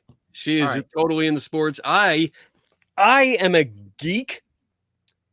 Oh, Oh man. wow! Total geek. Oh. Ken doesn't know Total- how much we have in common. Total geek. You're not a geek. Shut up. Shut up. I'm like a sports geek. We got There you go. Eric Dickerson, you got Jerome Bettis, you got Christian Okoye, Lawrence Taylor. It goes on and on with me, sports stuff. But Iron Man is my favorite, dude. By the way, they picked the wrong guy to play Moon Knight. Oh, we're gonna argue about that. No, they did. They did. Because he doesn't want No, to come back and no, do you're season wrong. 2. You're He doesn't wrong. want to do season 2. You're wrong. No, I'm not wrong. I thought he was good. No, he I liked could have been it. better. Mark Spector, he is not playing well. Moon Knight's one of my. I almost got a tattoo of Moon Knight. Like, I've been a Moon Knight fan my whole life. I have every number one. Thank you, every Zach. time 3 came out. I'm sorry. Don't get me going with Moon Knight. I'm sorry. I've been upset There for a we while. go. We went from talking about this guy to Yeah. Moon Knight. This is Yeah, great. that's I what. love it. That's All just right. how this podcast goes, guys. We're final words from everybody around. Let's start with Joey. What do you got? So couple quick things. So one, Mike, this little ticker going on the bottom has said January 14th, 2022 for the last hour, and I have not wanted to say anything. It's May 14th is Banshee Fest. And you also had Banshee. I mean, we're just like, it's just evolving now. So it's May 14th, Banshee Fest. I won't be there. My services are tied to the government. Uncle Sam has me for that weekend, but Mike will be hosting. It is Number the 2. Banshee Fest. Band. Charles will be there. Charles. Oh, it is Banshee. It is bands and paranormal people. Yes. My mistake. That's me for not being hip, I guess. Exactly. And the second thing is I want to thank Taryn and Kenny for like coming on spur of the moment. Thank you guys for imparting your knowledge so we could get a little more insight. And Kenny, I'm glad that you kind of showed us around you, because literally for the last hour, I've been kind of like just peering at what's behind you and some of the crazy stuff. Because if you see, I told them out.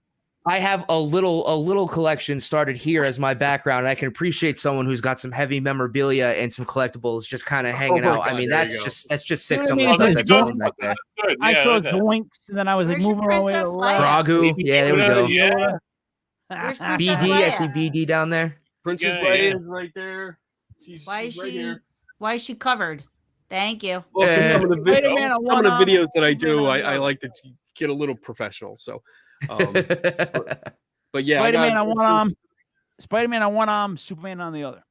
I got Spider-Man. I got No, I you got got Spider-Man tattoos, blanket. my friend. Oh. You have Spider-Man on one arm and Superman I on got- the other. No, I got That's Superman. Scooby-Doo. That's the Scooby-Doo Superman. gang.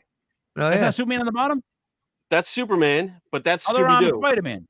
Yeah, It's like a other arm is Spider-Man. bromance. It's like a No, bromance flower. That's the Rebel Alliance. Yep. That's the Oh, Imperial. The Imperials. my Yeah. bad.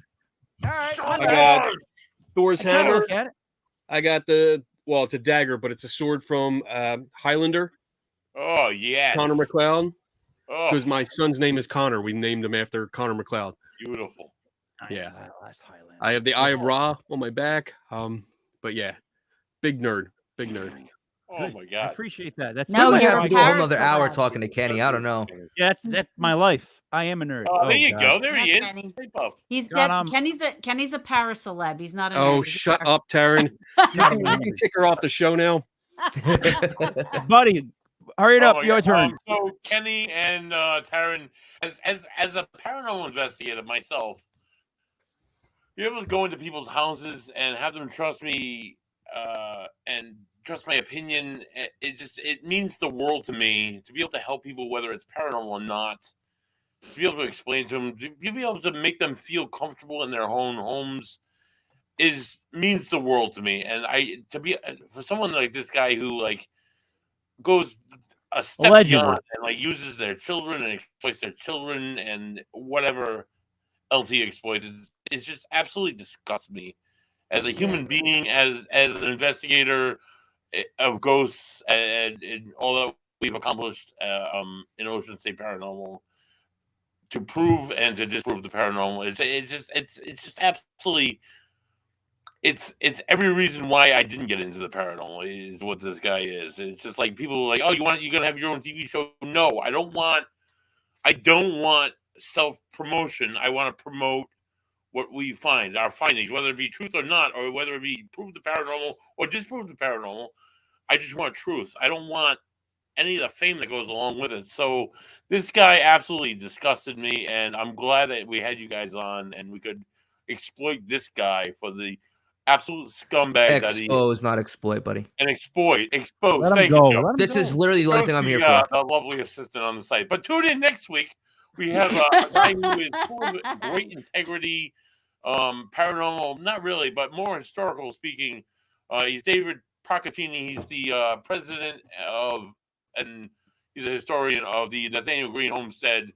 Has a lot of paranormal experiences in the Nathaniel Green Homestead, but also the work that they've done to better the home, to better the property, to push history of the past and save our history for the generations of the future. It's absolutely incredible. So next week, tune in. We welcome David Procaccini Thank you, and buddy. Nathaniel Green. Taryn, anything you want to say before we wrap up? No, I want to say thank you for having me on. One, I'm not dark. Just want to say that. Two, You're not dark. just want to You're totally clarify. white. I mean, it depends on what we're talking about, but I'm not dark with the paranormal or anything like that.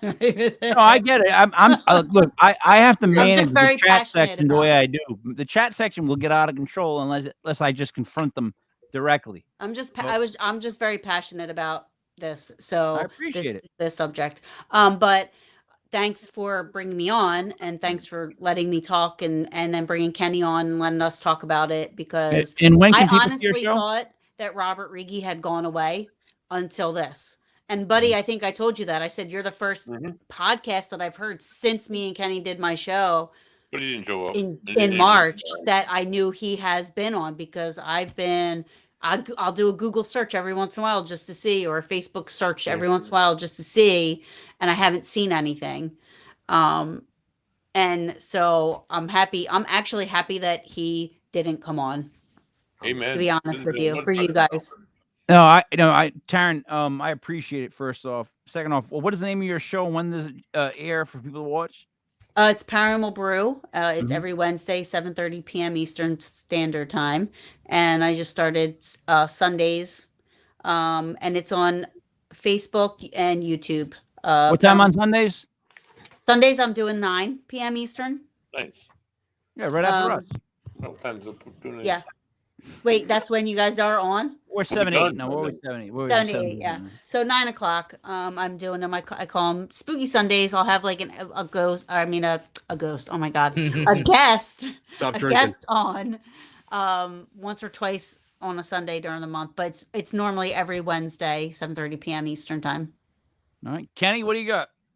I got well, we're doing final like last words or Yep, announcement? wrap it up. Okay. Last Last rights, I words. think, is a better term. Do 5 minutes of research. That's it. And I think when Buddy reached out to me, it was a cursory search and it came up with my article. And he reached out to me and we chatted for a little bit. So when you have a guest on, I just implore you to do 5 minutes of research. That's it. And if you see a lot of cut and paste stuff, keep looking. Go a little bit deeper, because it's common for people to copy and paste things and move on and not think of anything, not think of anything of it. but just do a little bit of research to know who you're talking to, and make sure you're not inadvertently promoting someone that's not legitimate. You know, something that's bullshit. Just do it for your own goodwill, your reputation. You know, because if you put it out, you're going to look silly. Yeah. So just do that for yourselves. And otherwise, I mean, my motto is never stop learning. And I think that's a real good motto to live by. You just knowledge is never complete. So you have to keep learning. You have to keep knowing more. And if you think you know it all, you don't know shit, honestly, because those are the people, and we have a term for it. It's called the Dunning-Kruger effect. If you think you know everything, if you think you know enough, then you know so little, and you just need to keep learning. So that's my final words on this. Amen. Makes sense. Let me just say this with my final thing. I've been having a hard time with this whole thing because I don't want to jump on a guy that I'm worried is just strictly suffering from mental health issues and is in his own head in his own world. But if it goes further than that, then I think it needs to be addressed. And I think that certain things need to be looked into. I'll just leave it at that. Like, I don't think certain things can be left.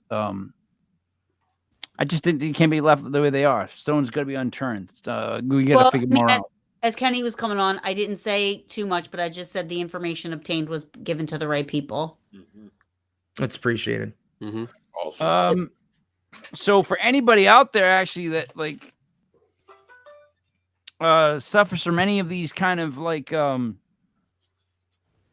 issues, boy, man,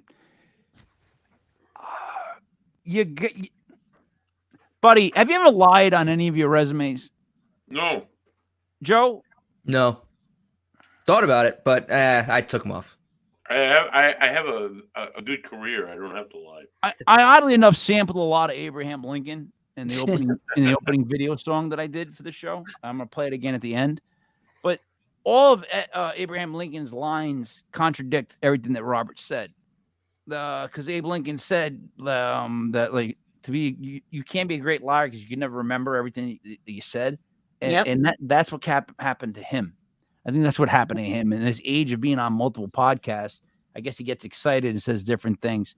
Robert, if you're listening, please contact one of us. Let's clear the air on this. Prove us wrong. Tell us we're wrong. I don't think there's a person in this room that would not apologize to you if it was completely true what you say. Right. Absolutely. So, guys, it is Mother's Day, May 8th, 2022. For Kenny, Karen, Joey Paranormal, Buddy Thayer, it's me, Mike Lepre. This was King Mike L, bringing you Legit Podcast version of Legit Paranormal on a very special Sunday night. Thank you for watching. We will see you again soon. Salute. Robert, if you're out